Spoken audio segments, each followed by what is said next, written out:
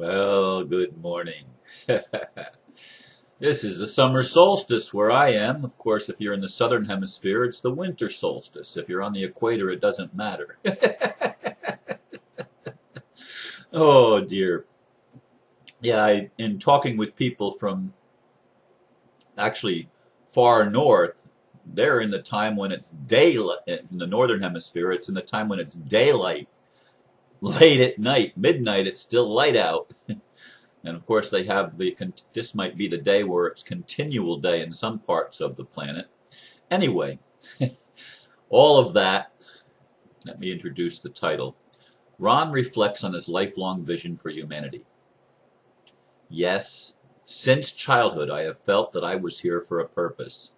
And, as I've already shared in other videos, my parents told me when I was 18 that they gave me to God before I was even born. My life has been a continuing search for meaning, trying and discarding many beliefs and ideas, holding loosely to those that seem to work, at least for a while. I made the decision over 20 years ago to risk revealing my vulnerability and gullibility. Somehow I knew that if I was going to come close to achieving my dream and vision, a world that works for everyone, I needed to tell my truth each step of the way, knowing intuitively that it was a process of initiation that was unfolding for me and in me. In today's video, I will reflect on where I've been and where I hope to go.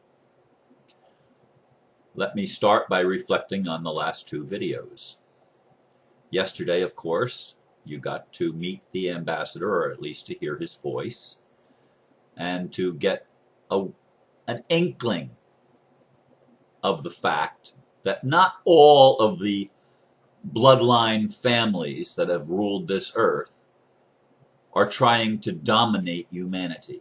That there is within the bloodline families an element, at least with the Red Dragon family, and I suspect other Asian families, that want to liberate humanity. The problem is the Western bloodline families in Europe and the United States, which has really screwed up its founding fathers' vision of a better country, of a republic.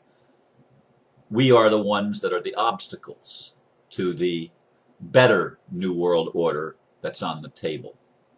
Okay, you got to hear the beginning, and let me just say that was only the beginning. Other videos are planned. I'm supposed to have interviews with the real M1, the person who is really in charge of distribution of the collateral accounts. I'm supposed to talk to the historian who also speaks English, and of course the Red Dragon himself.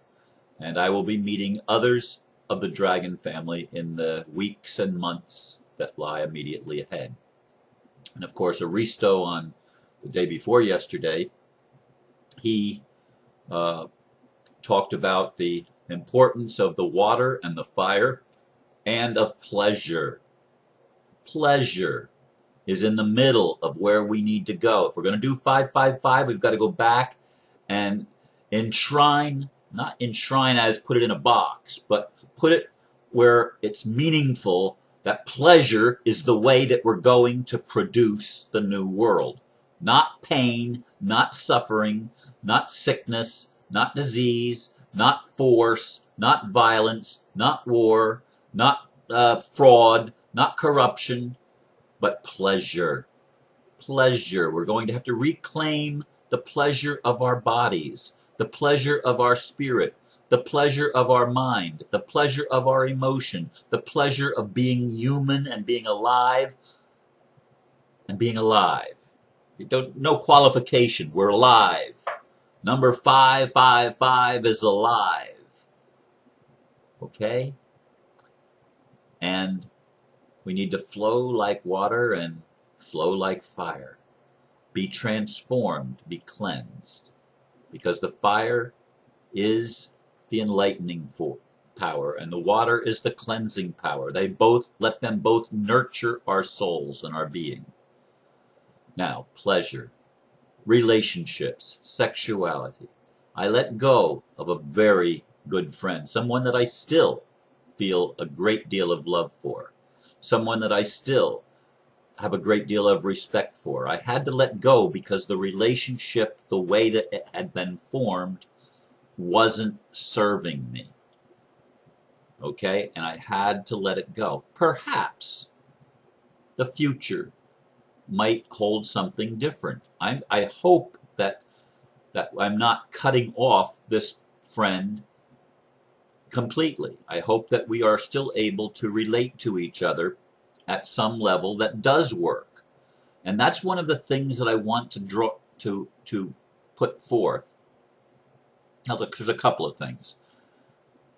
The first thing is, I don't think it's a good idea to make relationships, especially in the early stages of developing relationships, I don't think it's a good idea to make them public. I've done that in the past, as you know. Those of you who've been listening for a long time, those of you that used to read my magazine, I would put it all out there.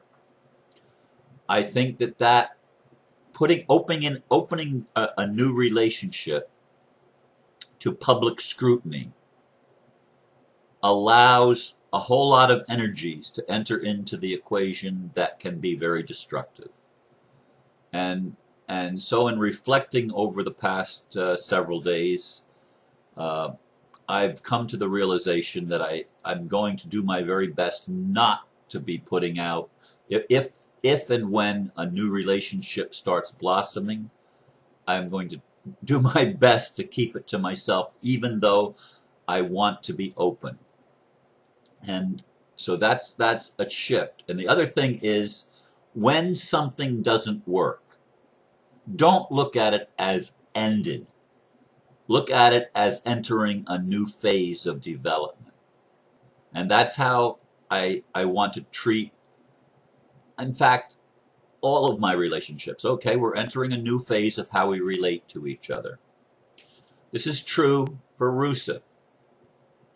I was very much involved, almost 2 years with Rusa. I was the Secretary of State for the Florida Republic, or the Florida Free State. I was very much involved, and yet I saw from the very beginning the warning, because they didn't get it, that Christianity is a religion that is not the only truth. They didn't get that. They were still stuck, most of them, in their brainwashing. They couldn't let it go. That when Jesus said, "I am the way, the truth, and the life, no man comes to the Father but by me," it didn't mean that Christianity is the only way.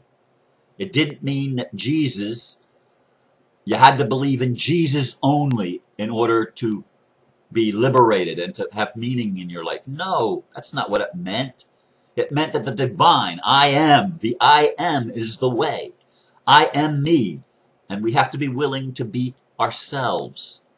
And we have to be willing to see the divine is in us and in everyone else. And we have to be willing to see that I am human and I have to embrace my humanity. I can't be at war. It's interesting. Somebody said, let me see if I can find that. Let me see if I can find that right here. Let's see. Oh, there it is. One of my friends from the Republic, Rockets Red Glare. Hey, Rockets. Thanks, Ron. Great to listen to this. Very affirming and comforting. I agree with every word. He's right on about your open-mindedness, sincerity, and courage in expressing your light and humanity without ego interference. I'm grateful. I laughed about that, without ego interference, because I don't fight my ego. Do you understand? I accept my ego as part of me. It's not a part to be put down. It's not a part to be discarded. It's a part just to be seen. Oh, that's another part of me. I have an ego. I'm a male. I have sexuality. I have spirituality. I have a body. I have all of these things, and they're all just parts of me. I don't want to fight my parts. And so I laugh when somebody says, "You don't have an ego." Well, of course I do. And the reason maybe to some people it doesn't seem like I have much of an ego, is because I don't make a big deal out of it. I embrace it. Now, the hard thing to embrace has been my sexuality and relationships. That's been the challenge. And I'm going to get it. I'm going to get it. I'm probably going to make some mistakes. I'm probably going to do some things that may not be working the way that I'd like them to, but I'm going to explore, because it's about exploration. My vision for humanity is to be free. Free what? Free to explore life. Free to accept the challenges. Free to go into places where we haven't gone before, and to do things that we haven't done before, and to think and try on ideas and beliefs that we haven't tried on before. To explore our humanity with gusto, with courage, with apprehension when that's the reality.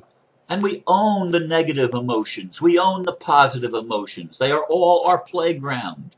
They're all ours. The vision for humanity is for each man and woman to be free. And yes, this is, as I said, an initiation. We're all being initiated into life, whether we like it or not. Look at it as an initiation. We're being challenged. And each challenge, we can either shut down or we can open up. And if we shut down, the pressure is going to build, because ultimately it wants to open up. Life wants to open up for us. That's what 555 is about. But we need the stability of the 444. So we've got to go back even one more. The solution to 666 as the dark entity, as the beast, as the mark of the beast, in order for it to become the avatar, we have to find a place where we can find at least a level of security. Then we need to embrace our pleasure, our life force energy in the physical and spiritual dimensions. This is what I've been trying to get across, and what life has been trying to show me so that I can get it. I mean, I'm trying to share with you so that you can get the vision that humanity is coming out of a long dormant stage, and our DNA is being activated, and we're being awakened, and there are people that are very, very powerful, very, very rich, that want the same thing that humanity is crying for, and they're hearing the cry. The red dragon seems to be hearing the cry. The old man seems to be hearing the cry. The Orient is going to lead us, not the Occident. The Occident is in the way. We have to be willing to let go of the system of control and domination, where the ambassador said something about capitalism being okay. No, capitalism sucks, because capitalism is about profit. And you can't have profit unless somebody else has loss, because that's the other side. So profit and loss have to be taken out. They have to be eradicated. We can't think in terms of profit and loss. We have to think in terms of serving others. Because in serving others, in giving of our love, we have more love. My friend is right. Love is the only thing that the more of it you give away, the more of it you share, the more of it you have. You can't diminish love, because it's an inexhaustible resource. It's the very energy and essence of creation itself, of all that is. And that's what we need to feed. Now, my vision for humanity is that we are creating now a bridge where the things that were used to destroy us, namely the money system, okay, it was used to destroy us. In order for us to liberate ourselves from it, we have to experience the opposite side. We have to learn how money can be our blessing instead of our curse, how it can be our liberation instead of our prison. We have to learn how governance can serve humanity instead of controlling humanity's mind and controlling humanity's resources and energy and stealing and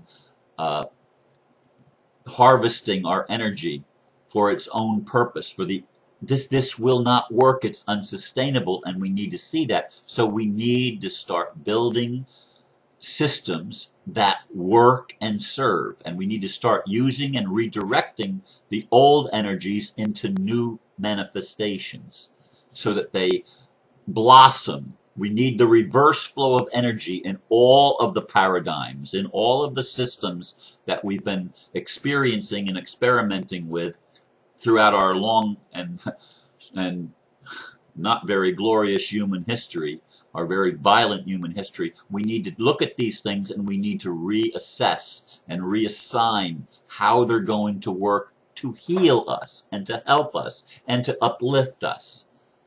We're not going to win by fighting against something.